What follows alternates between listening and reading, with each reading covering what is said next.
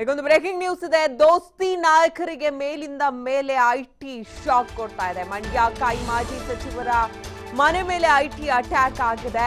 ಕಾಂಗ್ರೆಸ್ ನಾಯಕ ಎಂಎಸ್ ಆತ್ಮಾನಂದ ಮನೆ ಮೇಲೆ ಐಟಿ ರೇಡ್ ಆಗಿದೆ. ಸುಭಾಷ್ ನಗರದಲ್ಲಿರುವಂತಹ ಕೈ ಮುಖಂಡ ಆತ್ಮಾನಂದ ನಿವಾಸದ ಮೇಲೆ ಐಟಿ ಅಧಿಕಾರಿಗಳು ದಾಳಿಯನ್ನ ನಡೆಸಿದ್ದಾರೆ. ಏಕಾಏಕಿ ದಾಳಿ ನಡೆಸಿದ್ದಾರೆ 4-5 ಅಧಿಕಾರಿಗಳ ತಂಡ. ಮನೆಯಲ್ಲಿ ದಾಖಲೆ ಪತ್ರಗಳ ಪರಿಶೀಲನೆಯನ್ನ ನಡೆಸ್ತಾ ಇದ್ದಾರೆ ಅಧಿಕಾರಿಗಳು.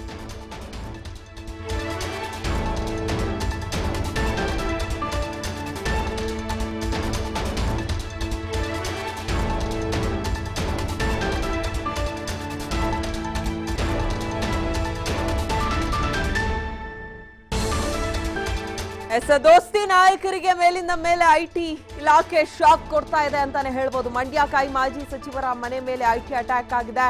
ಕಾಂಗ್ರೆಸ್ ನಾಯಕ ಎಂಎಸ್ ಆತ್ಮಾನಂದ ಅವರ ಮನೆ ಮೇಲೆ ಐಟಿ ರೇಡ್ ಆಗಿದೆ. ಇವತ್ತು ಸುಭಾಷ್ ನಗರದಲ್ಲಿರುವಂತಹ ಕೈ ಮುಖಂಡ ಆತ್ಮಾನಂದ ಅವರ ನಿವಾಸದ ಮೇಲೆ ಐಟಿ ಅಧಿಕಾರಿಗಳು ದಾಳಿಯನ್ನ ನಡೆಸಿದ್ದಾರೆ. ಏಕಾಏಕಿ 4-5 ಅಧಿಕಾರಿಗಳ ತಂಡ ದಾಳಿಯನ್ನ ನಡೆಸಿದೆ. ಮನೆಯಲ್ಲಿ ದಾಖಲೆ ಪತ್ರಗಳ ಪರಿಶೀಲನೆ ಮುಂದುವರೆಸಿದ್ದಾರೆ ಐಟಿ ಅಧಿಕಾರಿಗಳು.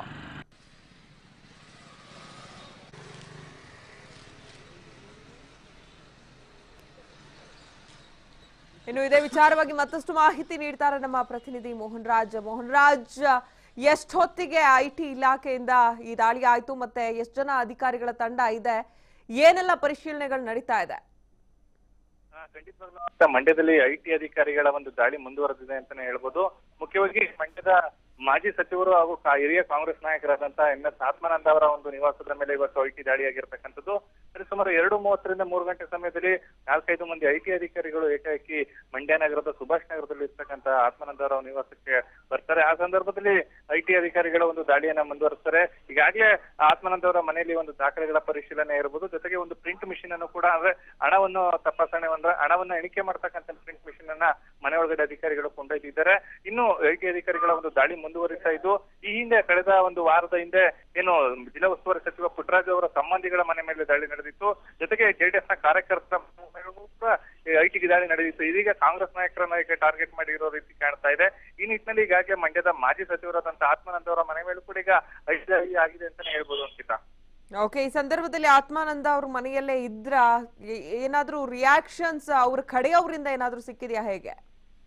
ಈ ಅಂಕಿತ ಇನ್ನೂ ಕೂಡ ಆತ್ಮಾನಂದವರು ನಿವಾಸದಲ್ಲಿ ಇದ್ರು ಅಂತ ಹೇಳಲಾಗ್ತಾ ಇದೆ. ಆದ್ರೆ ಅವರ ಬೆಂಬಲಿಗರು ಈಗಷ್ಟೇ ಮನೆ ಬಳಿ ಜಮಾಯಿಸಿದ್ದಾರೆ. ಆದ್ರೆ ಒಳಗಡೆ ಏನ್ ನಡೀತಾ ಇದೆ ಅನ್ನುವಂಥದ್ದು ಯಾರಿಗೂ ಕೂಡ ತಿಳಿತಾ ಇಲ್ಲ.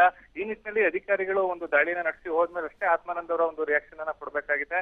ಯಾವ ರೀತಿ ದಾಳಿ ನಡೀತಾ ಇದೆ, ಜೊತೆಗೆ ಏನೆಲ್ಲ ಪರಿಶೀಲನೆಯನ್ನ ಮಾಡ್ತಾ ಇದ್ದಾರೆ ಅನ್ನುವಂಥದ್ದು. ಯಾಕಂದ್ರೆ ಆತ್ಮಾನಂದ ಅವರು ಮಂಡ್ಯ ಜಿಲ್ಲೆಯಲ್ಲಿ 3-4 ಬಾರಿ ಶಾಸಕರಾಗಿ, ಒಮ್ಮೆ ಮಂತ್ರಿಯಾಗಿ ಕೂಡ ಕೆಲಸ ನಿರ್ವಹಿಸಿದಂತವರು. ಜೊತೆಗೆ ಈಗಾಗಲೇ ಅವರು ಜೆಡಿಎಸ್ ನ ಅಭ್ಯರ್ಥಿ ನಿಖಿಲ್ ಕುಮಾರಸ್ವಾಮಿ ಪರ ಗುರುತಿಸಿಕೊಂಡು ಈಗಾಗಲೇ ಪ್ರಚಾರದಲ್ಲೂ ತೊಡಗಿದ್ರು. ಆದ್ರೆ ಇಂತಹ ಒಂದು ಸಂದರ್ಭದಲ್ಲಿ ಐಟಿ ದಾಳಿಯಾಗಿರ್ತಕ್ಕಂಥದ್ದು. ಈಗಾಗಲೇ ಒಂದು ಏನದೆ ಜೆಡಿಎಸ್ ನಾಯಕರುಗಳ ಮೇಲೂ ಕೂಡ ಐಟಿ ದಾಳಿಯಾಗಿದ್ದು, ಕಾಂಗ್ರೆಸ್ ನಾಯಕರನ್ನ ಟಾರ್ಗೆಟ್ ಮಾಡಿರೋ ರೀತಿ ಕಾಣ್ತಿರ್ತಕ್ಕಂಥ ಹಿನ್ನೆಲೆಯಲ್ಲಿ ಇನ್ನು ಮುಂದೆ ಇನ್ಯಾವ ನಾಯಕರುಗಳ ಮೇಲೆ ಐಟಿ ದಾಳಿ ಆಗುತ್ತೆ ಅನ್ನುವಂಥದ್ದನ್ನ ಕಾದ್ ನೋಡ್ಬೇಕಾಗಿದೆ ಅಂಕಿತಾ. ಓಕೆ, ಧನ್ಯವಾದ ಮೋಹನ್ ರಾಜ್ ತಮ್ಮೆಲ್ಲ